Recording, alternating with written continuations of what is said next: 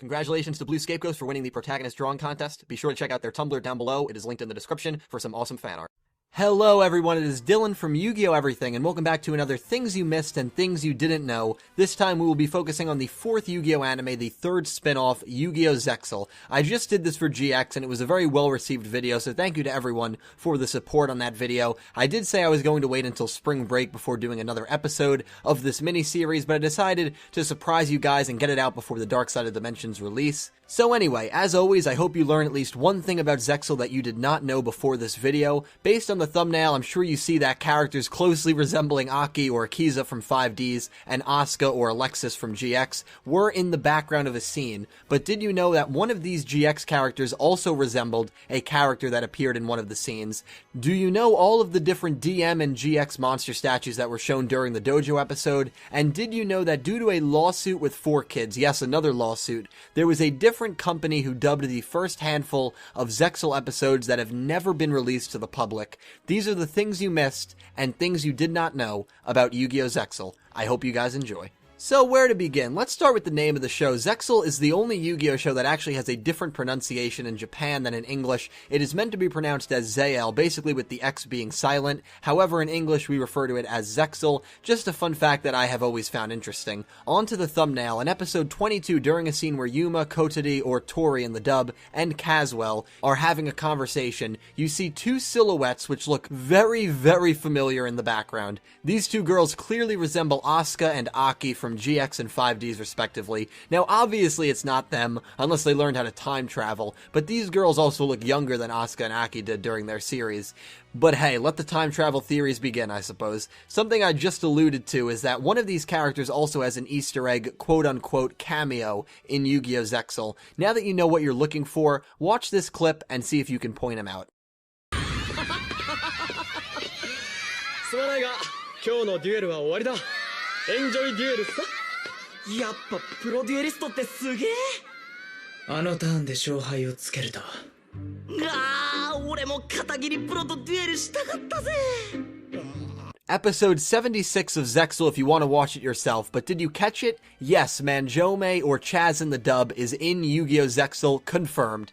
Okay, it's clearly not Manjome, but man, it looks so similar to him. I love when shows do this, I really do. I love Easter eggs and the fact that they hid characters in the background like this. I think it's so awesome. It makes me wonder if there are any character Easter eggs like this we just have not seen up to this point. These are the only two instances that I know of throughout Zexal, but if you know any other ones, please let me know down below. Even though it's clearly not actually Aki, Asuka, or Manjome, I think it's pretty awesome that they did this, and nevertheless is a really cool Easter egg. So I want to talk about the openings of Zexal really quickly. I think the openings of Zexal almost revolutionized openings in Yu-Gi-Oh! Up until Zexal, we never really got massive spoilers in the openings, but boy, did it seem that almost every Yu-Gi-Oh! Zexal opening was loaded with scenes and there was just so much to dissect. I think that style carried into Arc 5, and hopefully it carries into Yu-Gi-Oh! 6. While it was awesome to get a preview of what was going to happen, we also got a handful of scenes that just didn't come true. I'm going to go over a few scenes that were in the openings that just never came to fruition. In opening 2, we see Yuma dueling V, or Quinton in the dub, and they never dueled in the anime once. In opening 3, we see Yuma and Kaito in the sphere field that was used during the Tron vs. Yuma duel in the finals. However, Tron defeated Kaito in the semifinals, meaning Yuma and Kaito never dueled each other in this field. I feel like Arc 5 had a lot more things in their openings that never happened, but it's still notable that maybe the original finals was going to be Kaito vs. Yuma instead of Tron vs. Yuma, and they just changed the plot line a bit, or that Yuma was supposed to duel V at some point. Instead, V was the only Arclight he didn't end up facing, which is just ironic because that's the only Arclight he was shown dueling in any opening. Were there any misleading scenes from the openings that I missed? Let me know down below. Another fun fact about the opening scenes, can you guess the only other monster that appeared in every single opening besides Utopia, which is regarded as Yuma's ace monster?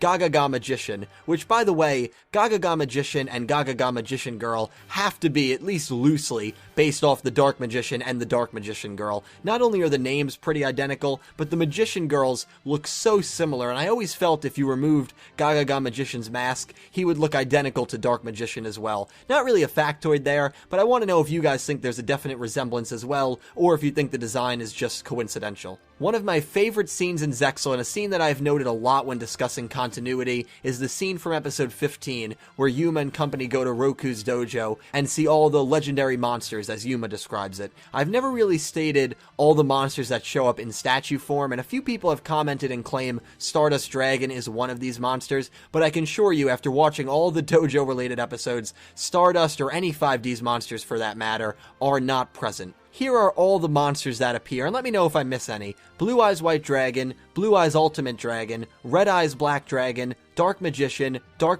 Girl, Flame Swordsman, Neos, Flame Wingman, Cyber Dragon, Jinzo, and the only two monsters I'm not 100% sure about, which I'm sure you guys watching can fill me in on, are the two in this screenshot. I'm pretty sure the one on the right is Manjome's V to Z Dragon Catapult Cannon. As for the one on the left, I originally had no idea. The body actually kind of reminded me of Slifer, but I'm pretty sure it's Cyber Dragon, and it's just a weird view of it.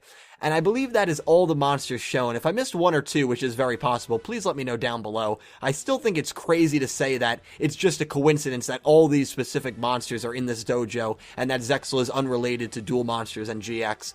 But I'll digress on that. I've already confused everyone enough with my timeline video.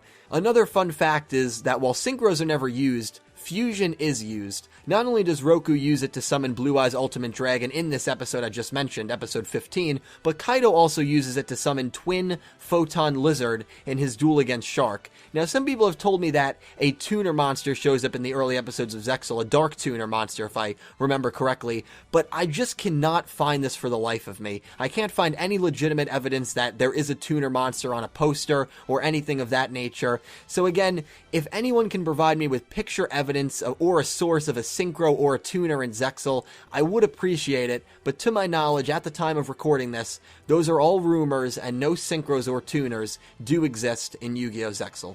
Alright guys, so the last thing I discussed was the English dub. While 4Kids was going bankrupt and was fighting a lawsuit against TV Tokyo, there was another English dubbing company who made a pilot and actually dubbed about 25 episodes, according to a source, of the Zexal anime, and that was Funimation. That's right.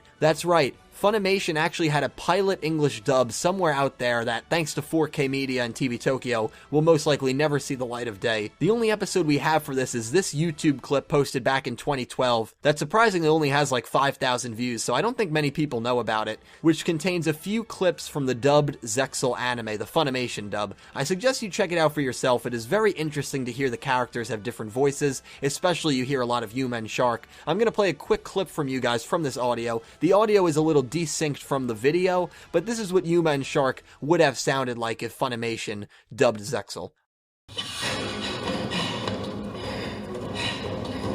He's finally gone. Shark! I'm calling for a rematch, and I'm not stopping till you agree. I told you, I don't duel anymore. Why'd you give up dueling anyway? My reasons are none of your business. Why do you care so much about what I do anyway? Because you and me are friends, that's why! Honestly, I would have loved to see this dub actually happen. I feel like the Zexal dub is the weakest dub out of all the Yu-Gi-Oh dubs by far, and I think it gets the most hate out of all the dubs, and I think Funimation would have done a really good job with this. Even if you don't enjoy this pilot, it's still cool to hear the spokesperson in Funimation throw shade at 4K and talk about the lawsuit and her first-hand experience with 4K and TV Tokyo. And it's kind of weird to think that there are a lot of dubbed scenes out there from this pilot that will most likely never be revealed and see the light of day, but maybe we will get lucky and the scenes will leak at some point in the future. I don't know. Is this a dub you guys would have liked to see over the 4K one? I know a lot of people enjoy Funimation's dubs, and to think they actually ran a Yu-Gi-Oh pilot is really, really cool. Maybe they'll be the studio for Yu-Gi-Oh 6? I doubt it, but one can hope. Alright guys, well that pretty much wraps things up. This will probably be definitely shorter than that 5Ds one, and probably shorter than the GX one. Again, there wasn't too much controversy that went on behind the scenes, so this one wasn't as easy or maybe interesting to make, but I still hope you learned one new thing about Yugioh Zexal that maybe you did not know before watching this video, and I really hope you enjoyed my Yugioh Zexal Things You Missed and Things You Did Not Know video. Let me know if there are any fun facts, Easter eggs, cameos that I may have not talked about down below. I will talk to you guys in the comments. Thanks as always for the continued support. I really do appreciate it. It is absolutely amazing, and I hope you have a wonderful day.